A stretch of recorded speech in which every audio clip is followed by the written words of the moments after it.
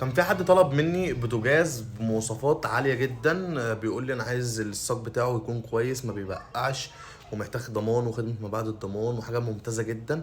فرشحت له جليم جاز. ففي حد دلوقتي بيكتب لي كومنت بيقول لي انا عايز نفس المواصفات دي بس يكون مصري على قد الايد، ويكون الاستانلس بتاعه محترم وما بيصديش ولا بيبقع، ويكون محترم جدا. فانا هرشح لكم بوتاجاز ممتاز ممتاز جدا دلوقتي. البوتاجاز دوت من احسن البوتاجازات المصري اللي نزلت في السوق. طيب ايه هو البوتاجاز دوت؟ البوتاجاز ده كريازي الموديل القديم.